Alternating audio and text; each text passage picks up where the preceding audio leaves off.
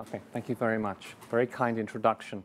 When we were watching the video clip just now, one of the very first messages which came up on the screen, which you've probably all forgotten, because it's been overlaid by so much more, was it's not necessarily only to do the research and to publish it, but people have to build on it if it's going to be effective, if it's going to be useful. And I think that's a message that sometimes is forgotten, that we actually have to build on these things and not just forget them and go and do something different. If I'd known that line when I was writing the slides, I might have changed things a little. I'll try and build it in as we go. Ahmed invited me to this to talk about what are we doing now and how ICT 4D research may develop in the future. And in writing the slides, I felt that my role as editor of EJISDC was perhaps the most important hat that I was wearing. And I've tried to reflect on that position in presenting this material. We started this journal in 2000. We're still, I would think, very successful. We get large numbers of submissions every year. We accept around 25%. Most top-tier journals don't accept 25%. They accept 5% or 10% if you're lucky. But then we have no page budget. We can publish as much or as little as we like. It depends on the quality of what's submitted rather than any publisher's predetermined amount of money they're willing to spend on paper, which is an advantage for an electronic journal. And I will also look at some of the EJISDC issues as we go through. In 2000, we published a paper in the journal, and we called it, well, ICT for development, yes, but we called it inevitable luxuries, that these are things people have to have, and there's no choice. The ICT is necessary, whether it's a Peruvian village or it's West African fishermen in a village, or it's Tanzania and they're using mobile phones for agriculture. We're saying they can't afford it, but they have no choice. And in fact, the words were not my words. The words came from a mathematician from Albania. And Albania at that time was very much a developing country in southeastern Europe. And he said, we have no choice, but we can't afford it. Hence, the inevitable luxury. It was a luxury at that time. But we've come a long way since 2000. And what used to be a luxury is no longer a luxury for one reason or another. Smartphones have become ubiquitous. They may not always be iPhones. They may be cheap smartphones made in China, but they're still smartphones. And they have become ubiquitous.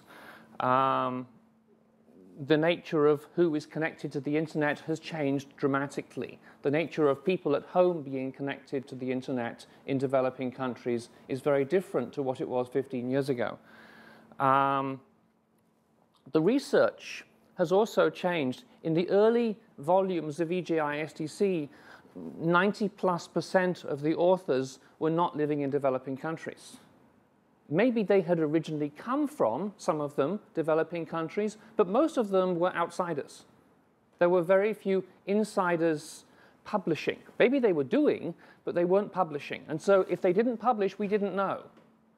And publishing is unfortunately important because without it, you don't know what's going on.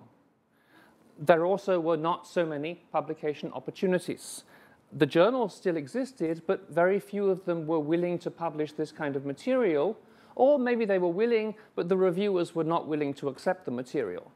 This is an issue which I was considering bringing up yesterday to Antonio, that it's not just a matter of writing the research, but you have to get it reviewed and you have to persuade the reviewers to accept it.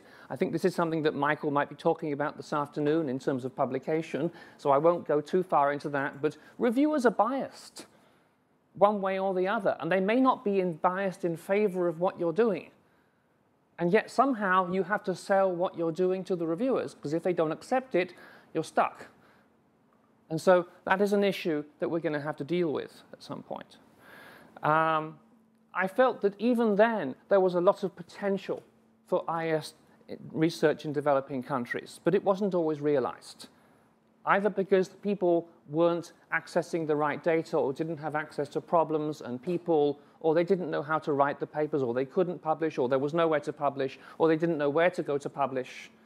And so at that time, there were problems in this field. And as I say, we've come a long way since 2000. Today, I see a lot of research being conducted in the ICT4D area in developing countries. It's not always visible, but it is there. Some of it is commissioned by agencies who have deep pockets and lots of money. We could probably add pharmaceutical companies to this list. They also have lots of money and they have a particular interest in the outcomes. Some of it is done by local researchers in whichever country they're operating in. And I see this particularly as an editor because we get submissions from 100+ countries. We probably publish papers about 100+ countries, but not everything that is submitted is accepted. As I say, we accept around 25%. A lot of research that is submitted is unfortunately not publishable because it's not done well enough to meet the standards which we're trying to achieve. And I will go into some detail about what's missing in some of that research. I think they're doing their best. They're doing the best they can in circumstances which are difficult, not necessarily because of where they are, but because of who they are. They're working in a context where they don't have much research training, or maybe none at all, where they don't have a critical mass of peers to share their ideas with, where they don't have critical feedback, and therefore don't know what they could do better.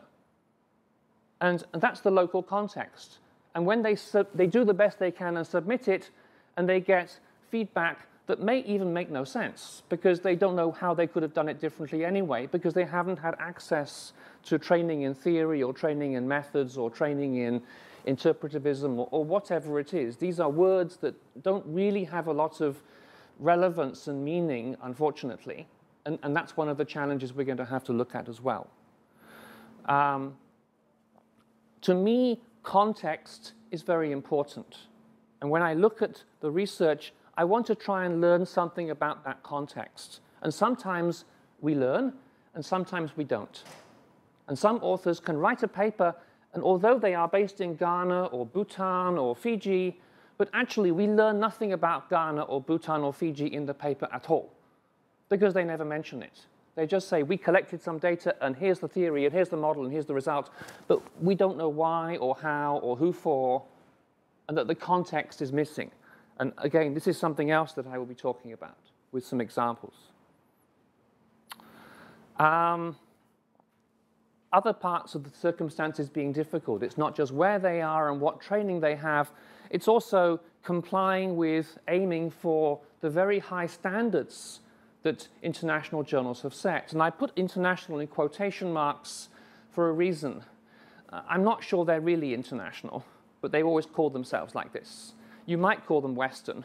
You might call them English language, though there are German and there are Chinese journals and other languages. There are Spanish journals. There are in Latin America, there are certainly Spanish and Portuguese journals in Brazil. But the international journals, however we call them, tend to set fairly high standards. And yet the standards may not be very clear. And the target, it's somewhere up there, but we're not quite sure how high we have to go. Getting towards those standards, writing at that level, requires training, requires feedback, and yet it may not be there.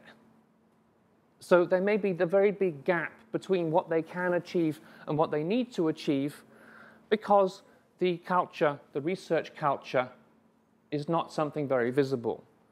Here in Australia, you're very privileged, whether you realize it or not. You have access to people and culture, and I hope that you can see the difference between other places where, unfortunately, it's not quite so well developed. Another challenge also, like being in a developing country, even your paper is accepted in international conference, you don't have the money to go. That's a very big price in those days. Yes. There may be slight change, but it's still the same. Okay, I accept. So difficult circumstances is financial as well. I was talking more about journals than conferences, but I accept that if you want to go to a conference but you can't afford it, then you can't. And most journals don't charge submission fees, but some do. The issue of theory, because I think that many theories, although they claim universality, they were actually developed by people from one context, and they reflect the values of that context. And they may not be universal. They may be more relevant to certain cultures and contexts and less relevant to other cultures and contexts, particularly, I feel, in business and in social sciences and in information systems where we're dealing with people. Because culture does vary a lot across contexts, and therefore the way people think about and use technology is likely to vary across contexts. If we're dealing with physics and biology, maybe not. But in social sciences, things change. And again, I have some examples of what may or may not work in different contexts. Maybe can I just make one comment? For example, most of the research method based like Aristotle or Socrates, that is about 600 BC, right? But most of the Asian culture, our philosophies are very matured and developed, are about 6,000 plus years old. We have the written text available today. So the philosophical context in which the Asian civilizations, the people live, is also sometimes it's very undigestible just to think in terms of Socrates or Plato or somebody. I can assure you, I never think in terms of Socrates or Plato. In fact, I don't know anyone who does. You just think you don't. Well, how else should I answer the question? we keep the questions for the end because we have to close it. So I'm happy with what you say, and I would take it as an example on the indigenous knowledge. It may be indigenous method or indigenous theory, but it's knowledge of a form, and it is indigenous to a particular context and culture. And I do think it should be respected, and it should be embedded into the research design. If you can embed it explicitly, that will be better, because it will help other people to understand what you're talking about. And it has to be explicit in a way they can understand it, not just in a way you can understand it. And that is a challenge. If we're going to develop theory, and Walter will talk about grounded theory, so maybe you can talk about embedding explicit values from other cultures. I'll give you that challenge to play with. There's a paper about random rocks being thrown into a pool. I'm not sure if you know this one. Individual people doing great things, but in a very chaotic, haphazard, unconnected way. Each of them makes a contribution, but they make it, and the rock is chucked into the pool, and then the contribution is lost or forgotten or not seen again because there's no accumulation of knowledge of bringing the rocks together. That can be a problem. We have papers from all over the world, as I say, and it's not only us. MISQ gets them, ISJ gets them, and 99% of these papers are screened out. They don't even get to the reviewers. They don't even reach a minimum standard which reviewers are prepared to, or which editors are prepared to send to reviewers. They don't want to waste the time of reviewers if it's not even going to get past that level. So the editors screen it out. They say the quality is not good enough, or the topic is not interesting for the audience. These are typical kind of comments we see from editors about why this research is not appropriate for this journal. And of course, the reviewers. The reviewers are a problem. We know the reviewers are biased. I wrote an editorial for the Information Systems Journal that will appear in issue 6 of this year, which is about reviewer bias, and you can look forward to that in a couple of months. There are niche journals, ICT for Development, EJISDC. The niche is useful because the niche is focused on ICT for development. We explicitly look to publish these kinds of articles, and we do. I also get lots of papers submitted that have nothing to do with developing countries, so we screen those out. I get papers written by authors in developing countries that are purely technical, and they're full of algorithms and calculations and mathematical symbols, but there is no context at all, so I get rid of those. Just because you are located in a developing country does not mean you can automatically submit. Just because you're not in a developing country does also not mean you can't submit. Where you live doesn't matter, it's what you study. And the social context of the developing country you're looking at and what are you doing with ICT for development there is what we're looking for. There are prominent researchers outside developing countries. I'm not going to list them all, but some in this part of the world, some in this room. They have acquired the skills, they have access to the research culture, which means they are in that position to do that research. Some of them are original outsiders, some of them are insiders who've come out and have learned and are able to go back in and maybe have the best of both worlds. We talked about this yesterday in terms of the outsider, the insider dichotomy, and that the outsiders have a clear vision of what's different, but they may not have the inside understanding of why it matters. And so maybe we need some combination of inside and outside to see the details, but also to understand the details. I do a lot of research in China, but obviously I'm not Chinese. And yet when I go there and talk to people, I can see things they don't see. I may not understand what I'm seeing, but at least I can see it. Having found it, I then have to talk to someone else to try and make sense of what I'm seeing. And so I can't do it all alone. But if I was Chinese and went in, I wouldn't even see it in the first place. What I notice is that many Chinese researchers don't study China. They study everything else except China. And is that a missed opportunity, or just a lack of interest, or they're just blind because they see everything around them all the time, therefore they don't notice it? The outsiders can see things the insiders don't see. I think these inside-outside people have an important role to play in terms of training, in terms of developing the research culture. From an editor's perspective, of course, we want to publish papers. You don't publish papers, you don't have a journal. But we do look for quality at some level. We look for relevance. We look for, is it well done? Is the theory appropriate? Is the method correctly followed?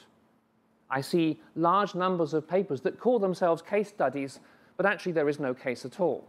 Sometimes it's a survey, but they call it a case study. Sometimes it's 3 interviews, and they call it a case study. Sometimes it's just a description of what they found on the website, and that's a case study. None of this is case study. They don't know what the word means, but they call it a case study nonetheless, perhaps because they read one once, and they thought, that's a good keyword that will get my paper accepted. So knowing the theory and knowing the method and using it appropriately, because you can't hoodwink the reviewers. The reviewers will know, even if you don't. The design needs to be appropriate for the problem, and hopefully there is some significant contribution to knowledge. How significant is significant? It's for the reviewers to decide, for the editor to decide. But in our context, if your findings are only significant for a very small population, that's a limitation. If you can extrapolate to a larger developing population that other readers in other contexts would find value, I think you're enhancing your chance of success.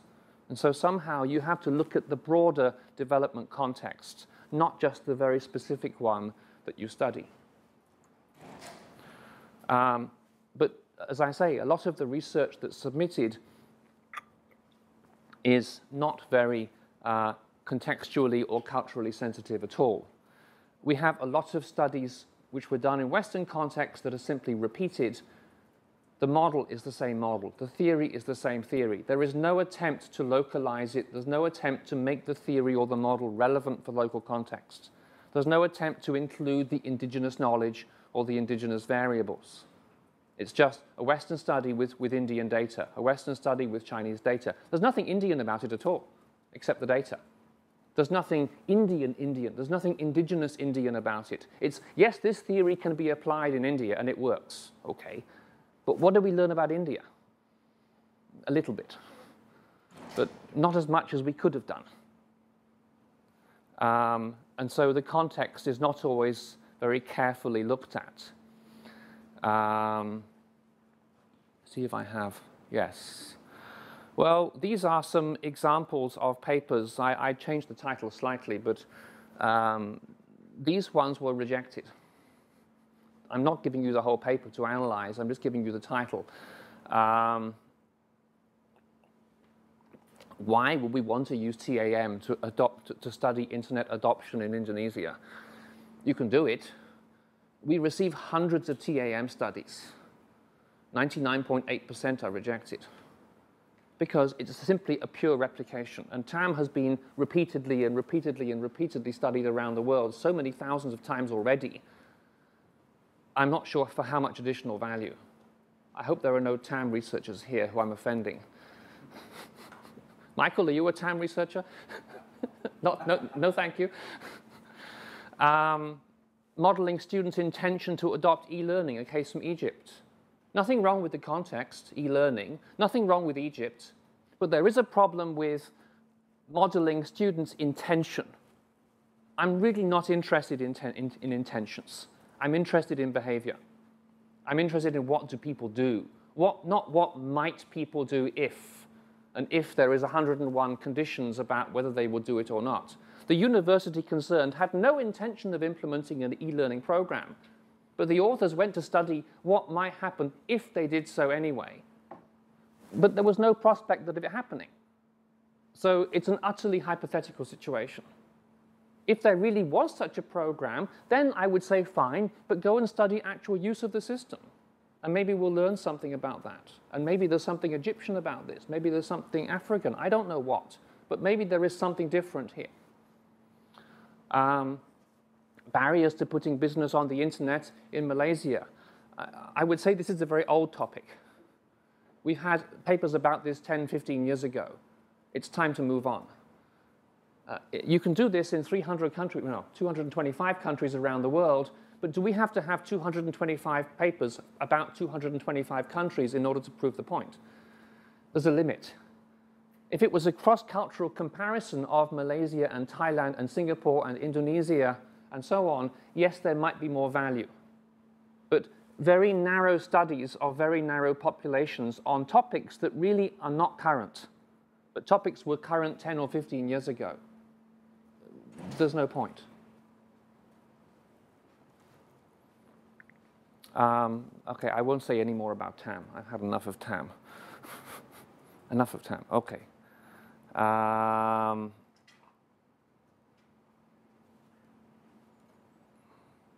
This is more interesting.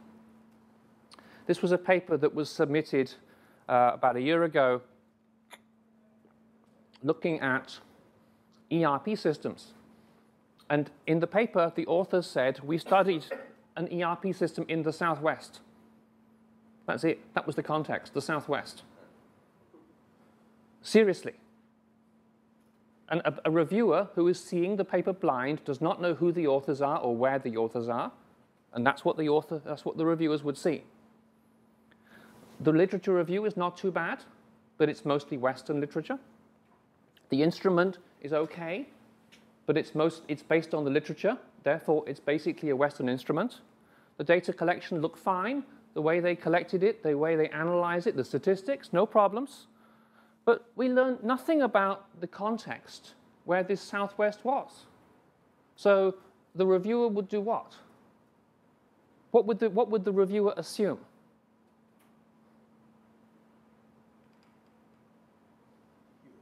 Southwest US, San Diego, Tucson, Southwest Australia, Perth, Southwest Brazil, Southwest Fiji. I don't know what the reviewer would, well, what the reviewer would assume is one question. What the authors hoped the reviewers would assume is perhaps a more useful question. Meaning the authors were perhaps trying to deceive the reviewers into believing that it was the Southwest of somewhere which normally is associated with having a Southwest. And the US is a common example. Well, the authors were based at a university in India. So it's possible they were writing about San Diego, but a little bit unlikely. And they did collect data in India. And this was a study about the southwest of India. They never said so, but it was, because I asked them. And there was nothing in the literature review about India. There was nothing about ERP in India.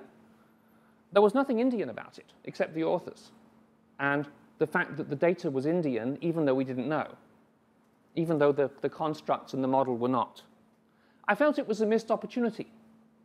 That if they're there, at least they could have asked a few other questions which are specific to the Indian context, which we know nothing about, and that we might have learned something, and perhaps that would explain their findings. Perhaps that could be a new contribution. And I asked the authors why they had not told us, and they gave me this very, I think, blithe answer. Who would be interested in anything Indian? And I'm hoping you don't think like this about your own contexts, at least for a developing country's journal. They assume no one will be interested, so they hid the context. They hid it by saying southwest of nowhere. And to me, that's deception. It's an ethical issue, and ethics is another topic that's going to come up this afternoon, I think. Maybe they hoped the authors, the reviewers, would think it was somewhere else. But to me, India is as interesting as anywhere. And we can learn things from India as we can learn things from anywhere. And moreover, a new construct, a new finding, a new revelation from India can be tested in other research in other contexts, and can be found or tested to be valid in other contexts. And if it is valid in other contexts, then it's not just Indian anymore. It's becoming more regional or more universal. It's becoming more acceptable for other people. It's useful for other people. Perhaps it can be built upon by other people, to come back to your comment in the video. It should be builded, you should build on this research elsewhere. But if we don't know what the Indians do and think, then there's no way to do anything. And so the context is critical. Not just saying we collected it in India and it's an American model, but we collected it in India and here's our model, which includes some other local indigenous factors which we thought might influence the way people use ERP systems.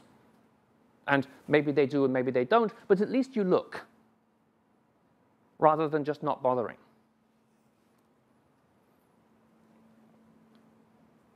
It's about making contributions to knowledge, which are not restricted to one context, that may have a wider validity. It requires testing, it requires researching, it requires data collection, but it requires at least having a go and being aware of that. This is very personal, and you may disagree with this, but I feel that one reason why there's a reluctance to engage with local and indigenous topics is related to the preference for existing universal truths or values or findings in research, and that they're already there in the theories and the constructs, and it's easier just to reuse them and test them in one more place. Are they really universal, or do we, just because they're not American, we kind of accept it? Well, okay, so this is why I underlined universal. I should put it in triple quotation marks. They're not, but they are perceived to be. Yeah, because just like argue for context, it would be interesting, at least even for an MIS study, a SQ study in North America, that they say, okay, remember this is a North American firm. They never do. A long time ago, when I was an AE for the ISJ, I was handling a paper written by two North American authors comparing Atlanta and a very much poorer suburb of Atlanta in terms of IT access. This is 10, 15 years ago. And the authors titled their paper, IT Access, quotation marks, a study of two cities. And I thought this title is really very misleading. So I insisted that they change the title to a study of two US cities. The authors were furious. They couldn't understand that, but they did make the change. And I felt the title was more honest because it was describing what the paper was about. And that calling it two cities means it could be two cities anywhere. And it wasn't two cities anywhere. It was two cities in a very precise context. And I felt that context should be reflected in the title. It's not always appropriate to do this. But there seems to be a fear of putting your context in the title and a fear of putting your context in the abstract. And there have been studies about this. And the number of top cited papers with the context in the title or abstract is very few. Well-cited papers tend to be as acontextual as possible, meaning universal. So there are other biases in the network, in the system, that we have to deal with. Of course, it's nice to have universal truths. I'm not saying they're wrong, but they're not always so easy to find, genuinely universal. And local, particular, and to me, particularism is the opposite of universalism. Particular contextual details are important and should be recognized. But if you're a scholar from a developing country and you read articles which claim universal truths, of course, that's your source of information. There is a tendency you're likely to follow the same and do the same in your own research. And the Indian example, which I just gave you, is along those lines. They were taking a universalist approach in that research design, which results in those kinds of findings. And the result was I rejected it, because I felt there's nothing particular about this. And we need to learn about what is particular, not just about what is universal. And when we have those particular findings, maybe we can test them in other places and see if they are valid elsewhere, and they will then contribute to knowledge that's valid in other contexts. But if we don't know what they are, we don't get that opportunity. And I think it's dangerous to assume that all existing, quote, North American, European, developed country, however we frame it, knowledge is universally valid. I don't think it is. It's a claim that can be tested, but I think that we should play up the value of indigenous knowledge from developing countries, not play down. And as an editor of EJISDC, we certainly seek to identify and publish indigenous knowledge from developing countries, not just replications of research done elsewhere. So that has implications for how you design your research and what you look for and how you position it and what kind of data you collect. And it's better to find that out at the beginning, not when you get the reject letter. Because when you get the reject letter, it's a bit late. And yet, top journals accept 5%, 10%, maybe 12%. And that's after several rounds of review. The reject letter will come for the 85, 90% long before that. This is typical. Your data is fascinating, but where's the theory? Is a very common reject letter. Maybe there was no theory, but maybe also there was no context. So for me, I can just take the word theory out and put context in, and that's the kind of reject letter we often send. There is no context here, so why bother? I don't know what you're talking about. I don't know what you're describing. And yes, journals often do demand theoretical contributions. You've heard about theory yesterday. And making a theoretical contribution is not easy. Personally, and I'm only speaking for EJISDC, I can't speak for other journals, I do not think that theory is necessary in every paper. But I do think there has to be a good argument. There has to be justification. You can't just have data with no literature, no background, no thinking. There has to be something.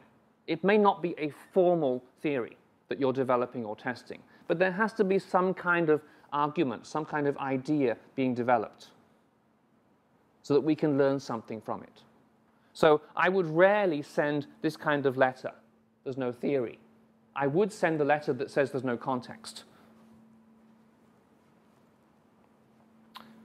I'm more familiar with China because I do a lot of research there. And it's interesting to me that companies like eBay, and eBay is very successful in many places, eBay is a complete failure in China. Complete and utter failure. They tried, and their market share went to 0 very quickly. eBay missed something. They didn't do something which the competition did do. And the competition will be Alibaba and Taobao. If you don't know these companies, go look for them. These are very large Chinese internet companies. I say large, hundreds of millions of users. Hundreds of billions of renminbi in cash flow. They are huge. And they're doing something that eBay is not doing. The something is they are designing their websites in a way that fits the indigenous culture. And eBay wasn't interested to do that. With eBay, a transaction is a transaction. You find what you want, you pay your money, you get it, you go. In China, it doesn't work like that. In China, you have to get to know people. The buyer and the seller have to develop a relationship before the buyer feels confident to buy. In order to develop that relationship without seeing the seller, you have to communicate online. And so Taobao and Alibaba have embedded an instant messenger into the platform. When you find the goods you want, you can also see if the seller is online right now. And if the seller is online, you click one button, it pops up a chat window, you can communicate immediately with the seller. And as a result of that communication, you very slowly build up a relationship. And when you have enough confidence in the seller, okay, maybe now I buy. And if I don't have, then I don't buy. But it's fundamentally a relationship-based transaction, not a purely commercial transaction. It's a theory of relationship-based commerce, not just money-based commerce. eBay didn't get it, so they're out of the market. Taobao and Alibaba explicitly designed this kind of interpersonal communication into the process and encouraged buyers and sellers to form relationships. Now, I've described this process in a number of papers. I'm not going to go into all the research here. But to me, that's moving towards indigenous theory, a theory which understands how do people do things in different contexts and explains why it works. Now, that's China. Would that work anywhere else? Could it be that in other contexts, buyers, in particular buyers, would like to contact sellers to find out more information, to develop a relationship before engaging in the purchase? I don't know. But maybe. There's no reason to think that the eBay model is universal. It may be all you've got. If it's all you've got, it's all you've got. But if there could be a different way of doing things that might be more attractive, then why not try? Because eBay won't let you try. But we could still study this. We could take the Chinese model and we could test that model in other cultures, perhaps with other local variables, and see whether it's supported or not. So to me, it's important to dig beneath the surface, to look at the precise attributes of the local culture, to see how people use systems or not, how they interact, and to try and model those things and collect data on them, and then test whether your literature search, whether your assumptions are correct or not. And I have to say, this paper was published in MIS Quarterly, so it can be done.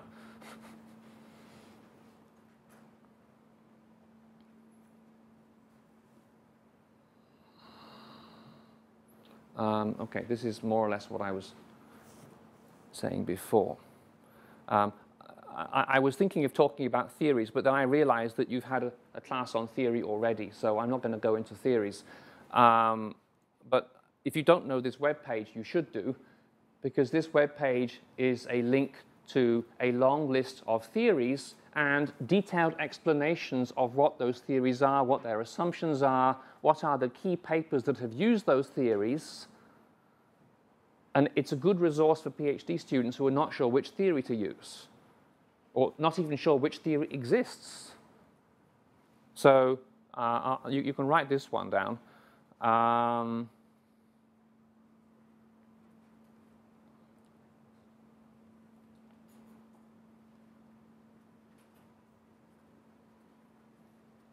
if you're an expert, you can go and add something. Go and contribute. We'll go and add another one. Yes, sir. There is currently no text in this page. I'm sure I'll be able to find it. I'll have a look. If you search for IS theory, then you should be able to find it. It was there when I last looked. It may have moved, but it was running at Brigham Young University in Utah. They may have changed the website. Is it York University? Okay, it's moved around. Okay. Okay, fine. But I'm sure you can find it. I'll update this.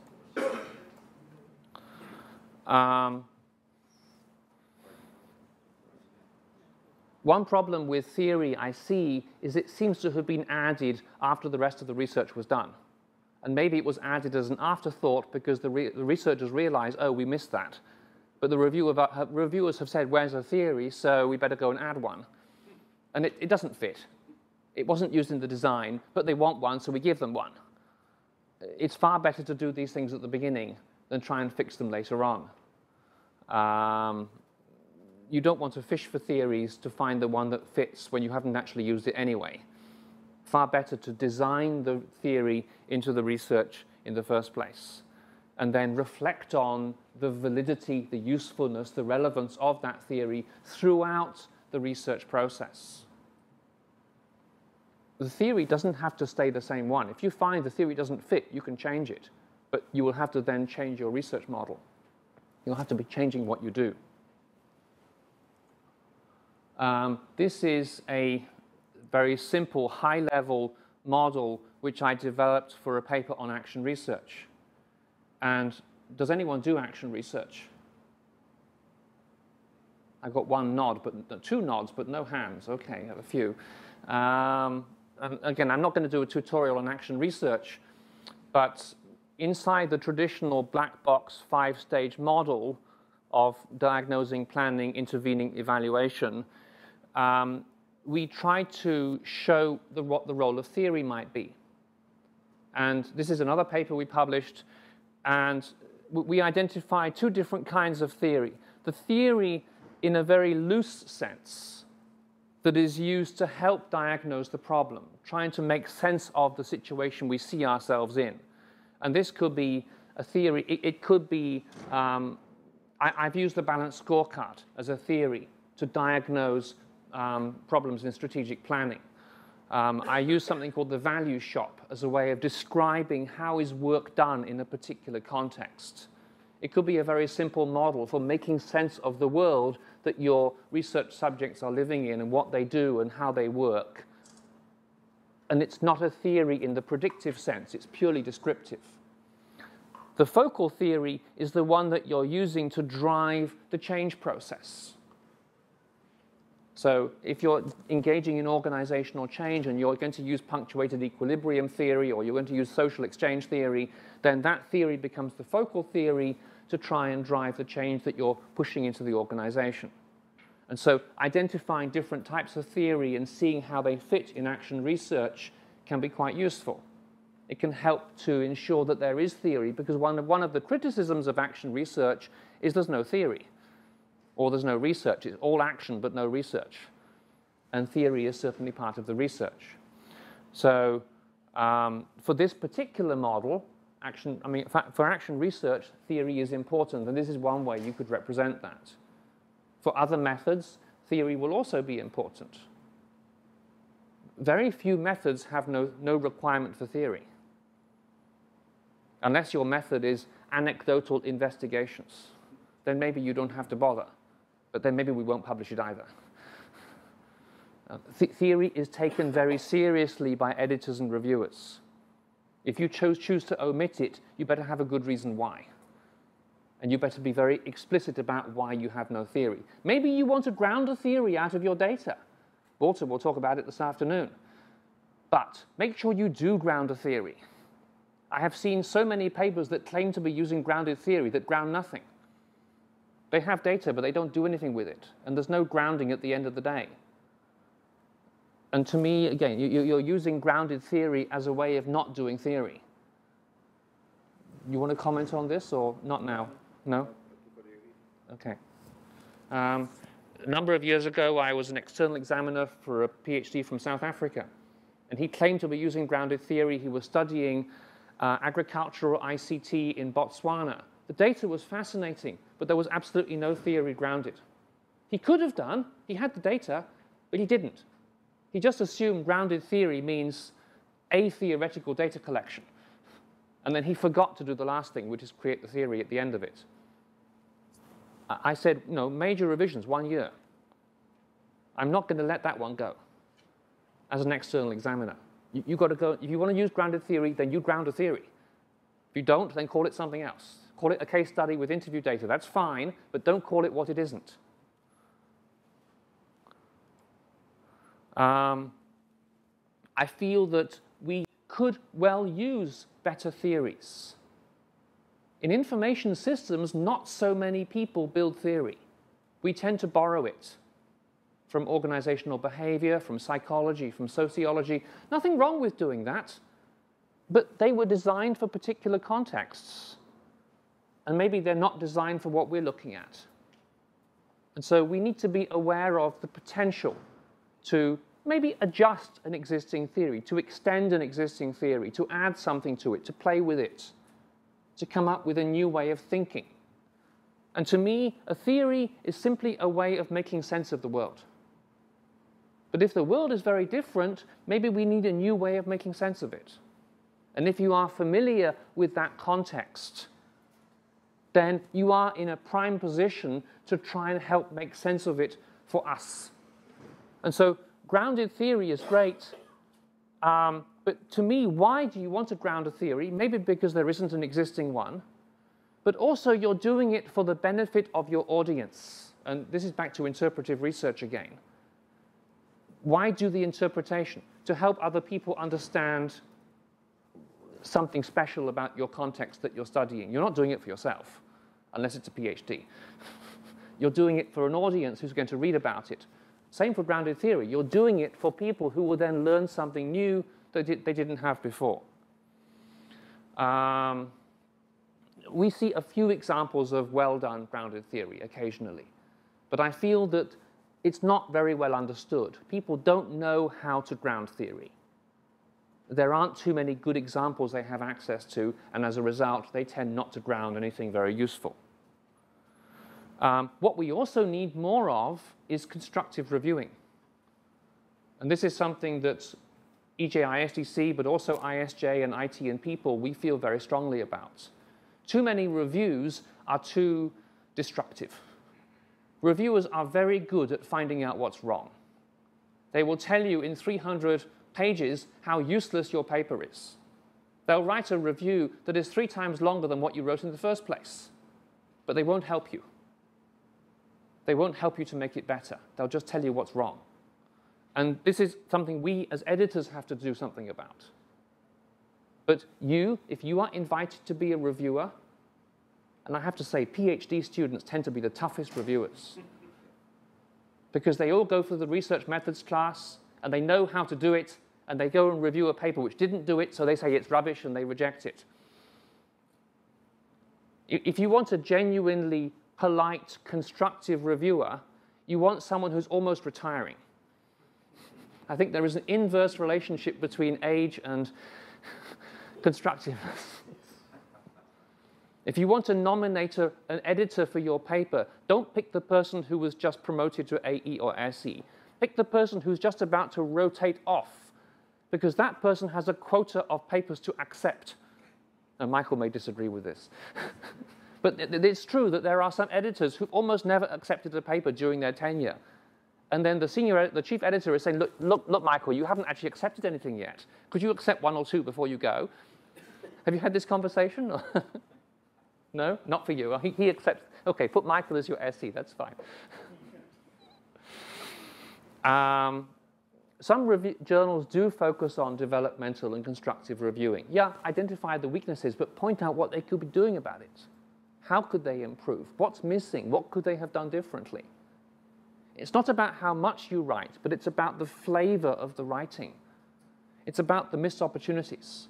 It's about why did you collect this data set? Why this theory?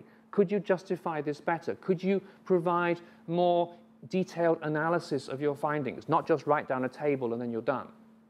To try and help the authors to make their paper as good as they can make it. Not to make it the paper that the reviewer would have written. That's not their job. To make the author's paper still has to be the author's paper, but to help them make it as good as possible. And maybe we can do this with online tutorials and research methods. I don't know. Maybe you're filming this now. Maybe this can be available not only here, but also wherever you want to make it available so that it becomes a resource as yesterday's and this afternoon's tutorials or keynotes are resources for other people to access. Hopefully free of charge. Capability theory, actor network theory, we see quite a lot of use of these, not always very well done. I get a paper on actor network theory, I send it off to Richard Heeks. Richard Heeks says, no, not well done. They don't really understand what they're talking about. But they could have done this, they could have done that. They need to go and think about what they're doing. It's too easy to label your research as following one theory without really understanding the theory at all. And the reviewers will pick that up very quickly. EJISDC may not be a top journal, but the reviewers are top reviewers. I will ask whoever I want to be a reviewer. It doesn't matter. The journal may not have MISQ's reputation, but I will still get the same people who review for MISQ will also review for EJISDC if I ask them to. Not because I want them to be tough, not because I'm trying to achieve MISQ standards, but because I value their insights and I pick them because I know they will provide constructive feedback, which is appropriate to the level of the journal.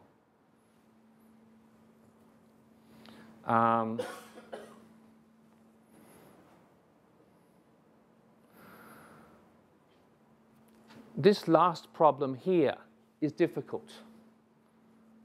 How do you write research on topics that are important, that deal with topics, deal with issues very current in developing countries, and then package them in a way that is attractive to a journal that is perhaps more interested in theory, no matter what it says on its website? Not least because the journal, what the journal is going to publish is what the reviewers are going to accept.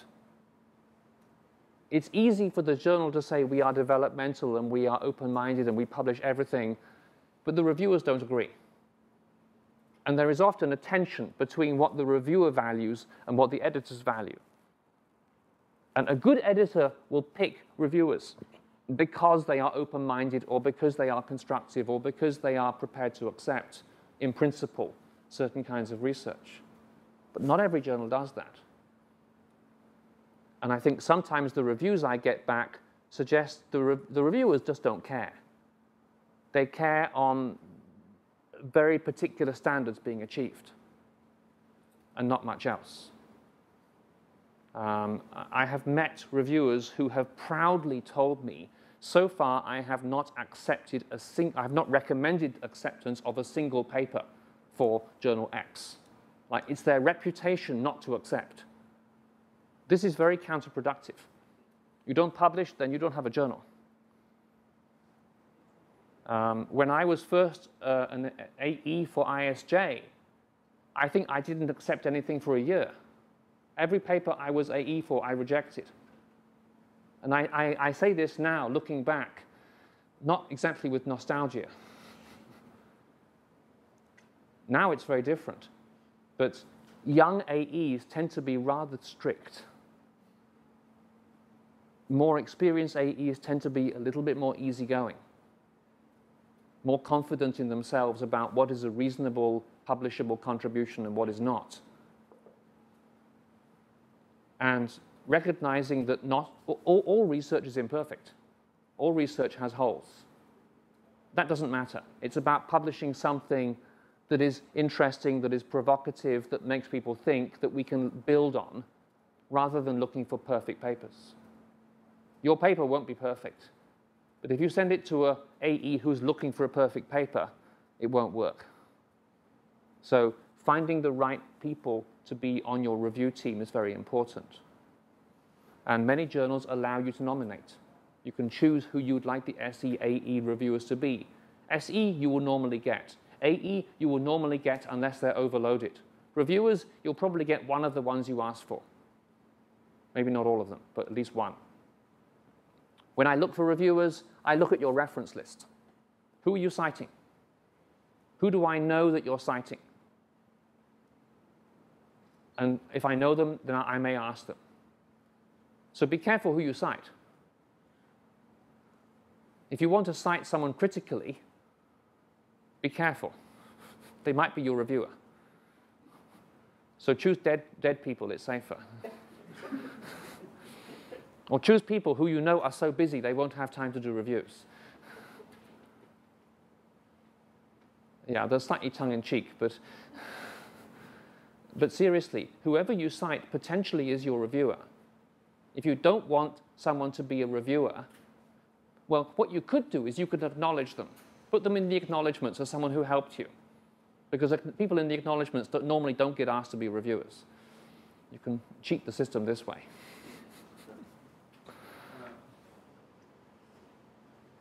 It's also who you do not cite. Yes.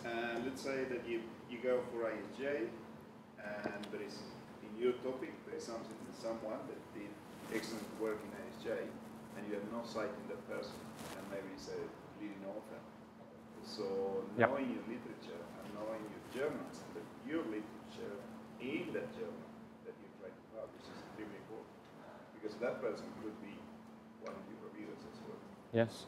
And if you send to ISJ but you don't cite ISJ, you're asking for trouble. Because it suggests that you don't know if ISJ has published anything. You are not engaged on the discussion. You're not part of the conversation. That's right. You should be part of the intellectual conversation that's taking place in that journal. What we do see is papers that are apparently submitted to ISR, JMIS, MIS Quarterly are rejected, and they are sent straight to ISJ without modification. They didn't change the references. They still have the old MISQ. There's no ISJ references. There's only the MISQ ones they use for MISQ submission. This is so obvious. It shows no respect to the journal, basically. It shows no interest in what the journal has published before.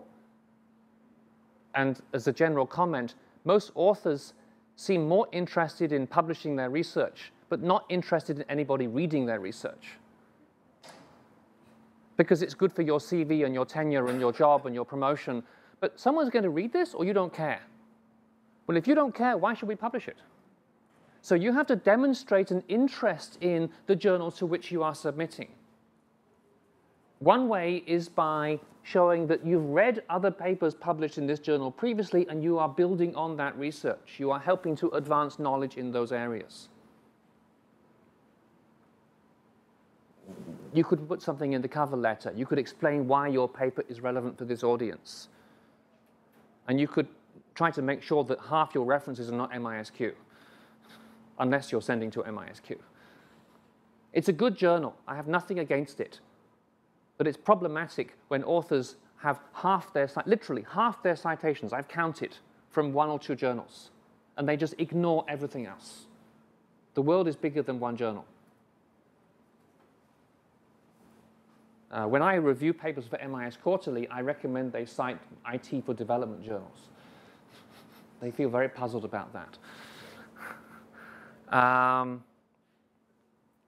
What is good research? How do we evaluate? How do I identify good research? Good is very subjective. What one person finds useful, others may not.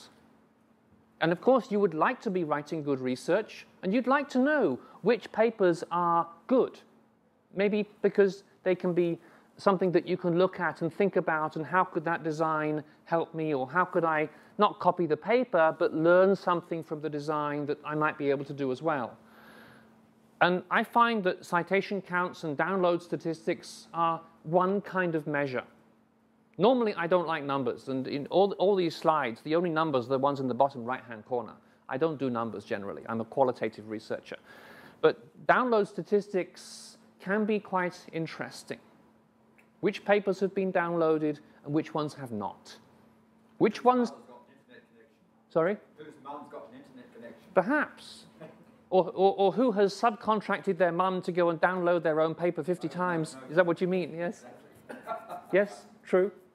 But if you're clever, we will discount the ones coming from the same IP address. So if mum goes around 50 internet cafes, she'll get away with it. But the ones that the market found value in, and the ones that the market found no value in. Now, we don't do citation counts at EJISDC, but we do publish download statistics. And so when you see the page in the journal, you can see how many papers times has this been downloaded previously. I do have some later. I'm going to look at the journal a little bit. This is a map of topics in the last couple of years of published papers, not submitted papers. Submitted might look different. But these are the topics. The larger the print, the more frequently published is this topic in EJISDC. You can see the range of topics is huge, but mobile, agriculture, health, e-government are key topic areas. Actor network theory here, SMEs, land, as in geographical information system for mapping of land areas, participatory GIS, we have some papers. TAM should be very, very small because we don't publish TAM. I can't see it at all.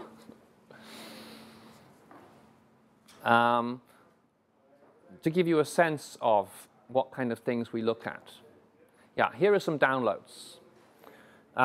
Some papers published since 2002. The oldest one I'm using here is 2002. We started counting in 2005. So papers published before 2005, there is a count, but only downloads since 2005. And you know, the numbers range quite dramatically.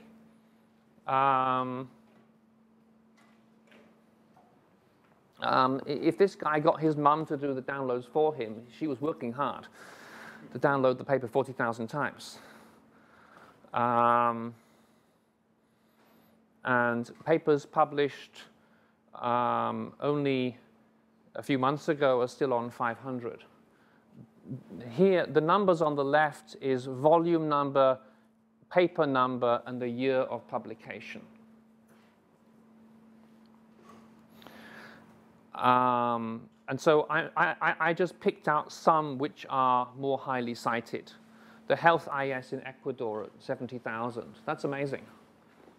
But then there are a lot of people doing health IS research. Because we are open access, because there is no password required, Google, if you search on Google for the title, you will get the link and you can download the paper directly. You don't have to go through the journal system itself and search. So if you know what you're looking for, Google will find it for you. And I think we probably get a lot of hits in this way, which don't come directly through the journal homepage. A lot of stuff on mobile phones recently. E-government is very popular as a topic. We don't publish that many papers, but it's very popular as a topic. I also wanted to share something about papers we recently accepted. Let me see where. How are we doing on time? How much question time do you want to have at the end? Half an hour for questions? Yeah, okay. I've got another 5 or 6 slides. Okay.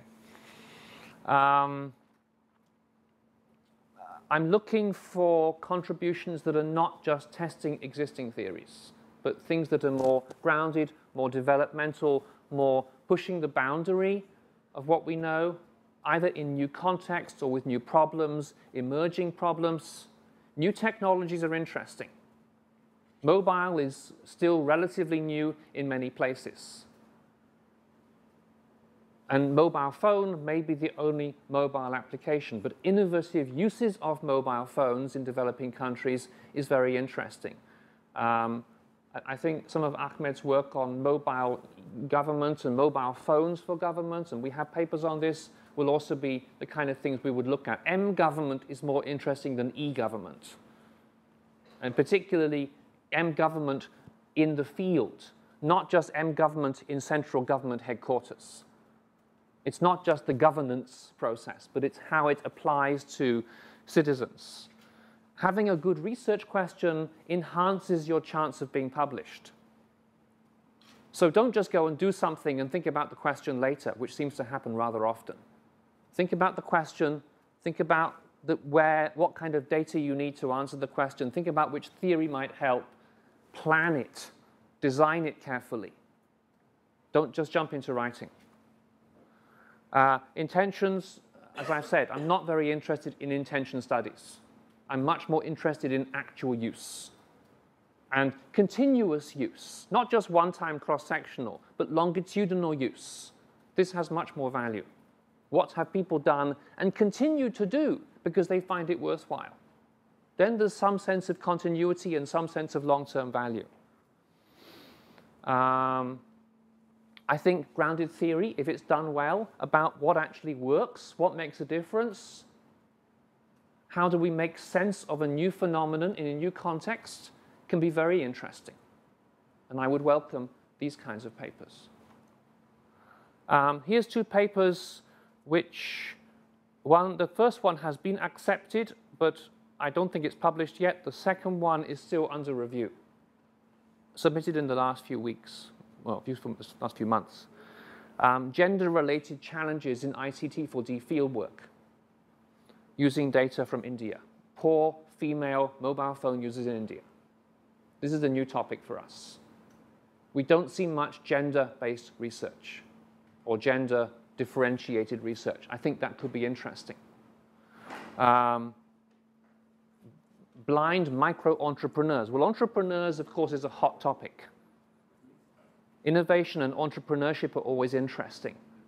When they are then disadvantaged entrepreneurs because they're blind, and yet they are able to use ICT, that creates an initial level of interest. Now, I would think, actually, there are blind micro-entrepreneurs in all sorts of countries. But it was just these people in Indonesia who made the first step and had this idea. But there's room for other papers about blind micro-entrepreneurs. We could even do a special issue on blind micro-entrepreneurs if there was interest. It's a specific topic, but these are very disadvantaged people, and if they can reap benefits from ICT, why not? We should champion that. They won't be reading the papers, though. Well, no, they won't. So maybe we have to create a Braille edition. Fair point. But just because they can't read the papers doesn't mean we can't publish the research, and doesn't mean that other people who are working with them also cannot read the research and benefit from it. So back to the original idea, can we build on? Can we build on gender-related challenges? Can we build on blind micro-entrepreneurs and look at these in other, maybe it's not blind, maybe they're disabled, maybe they are challenged in some other way. But there is still some level of disadvantage which they are overcoming with ICT. I'll look briefly at methods. Most papers we get submitted are surveys, very informal surveys, atheoretical surveys. No theory at all, just here are my 5 questions. I say, why did you ask these questions? Why not? But there's no reason for the questions at all. It's completely without planning. It's just, here are some questions I thought about on whilst I was washing dishes this morning, and I asked them. Yes, there are some theory testing case studies, not always really case studies, but not really doing very much with the theory. It's taking the existing theory and just collecting some more data to see whether it works. Grounded theory, not much. Action research, very, very few indeed. There are some which claim to be action research, but I read the paper and it's not. It just, there's no method, there's no theory, there's nothing. Interpretive and critical, I would love to see, but it's hard, as you know. It's hard to do this. It's about what I mentioned at the beginning, the skills. It's about knowing how to. Actually, I say it's hard. It's hard to write it. I think we all do interpretive research all the time. We all make interpretations. Even the most die-hard positivist researcher makes interpretations all the time. You interpret which theory might be appropriate. You interpret which methods. You interpret which variables. And then when you analyze and discuss, that's interpretation. They just deny it. We all do interpretation, but you have to present it in a way that is consumable by your audience. And that's the challenge, writing it up in an audience-friendly manner. So somehow we have to transfer skills or help people to develop skills. And we have to have the culture, the research culture that can support this kind of process. Our authors from Europe tend to do this much better. But in isolation, that doesn't help. We need more integration of these people into the constructive process. From a quantitative point of view, the journal, I think ICT4D research is very healthy. There's lots of papers being submitted. There's lots of research being done. I'm sure things are done which are not submitted or not written up for submission. Maybe because the authors don't need to, or because the World Bank pays them and then they're happy. The number of submissions we've seen has grown dramatically. It's getting to the point where I can't cope. We have a budget of precisely 0. We have no budget of any kind at all. Everything is volunteer time, whether it's me or the other editors or the reviewers. And at some point, I can't cope. So I will call on you to review some papers. I list the country codes, and I assume that you understand country codes, of the countries where our authors predominantly come from. We get them from around the world, but many of them are just one person from here and one person from there.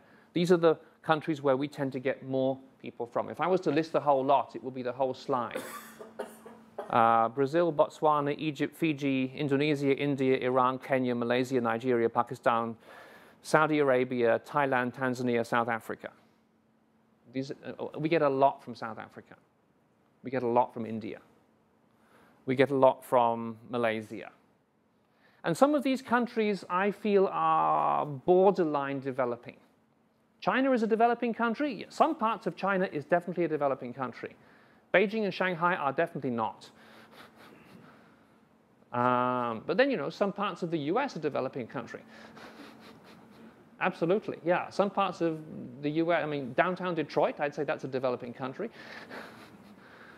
So it varies. We would publish papers about developing areas in a developed country. That would be interesting. We certainly have many authors in Australia, Canada, New Zealand, UK, US, the 5 Eyes, from a security perspective. The downloads suggest we have a very active readership. And so to me, the downloads give me evidence that we're doing something right.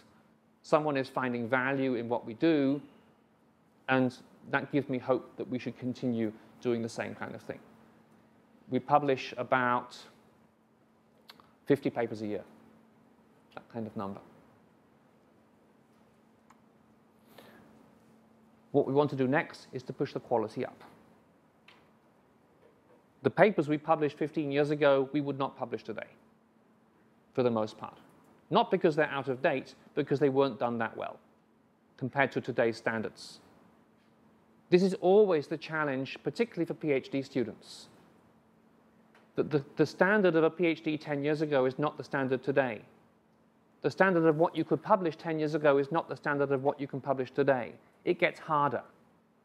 What was acceptable at MIS Quarterly 10 years ago is not acceptable today.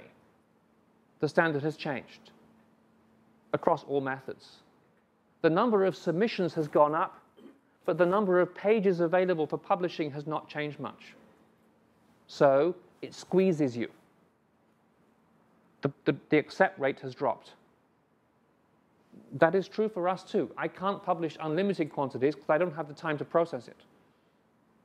So we're accepting around 25. Some years it's 20, some years it's 30, but we're publishing around 25% right now. We're looking for more creativity, more going beyond existing knowledge, more innovation. These papers will be easier to publish. We published a paper last year from, I think, Namibia, Southwest Africa, about how in a country where data networks are not always very reliable, it's a problem getting large quantities of data from point A to point B. And what these authors recommended was using carrier pigeons. And they would take a USB and tie it to the leg of a pigeon, and the pigeon would fly 50 miles or 100 miles to wherever it was supposed to go, and the data would very reliably arrive.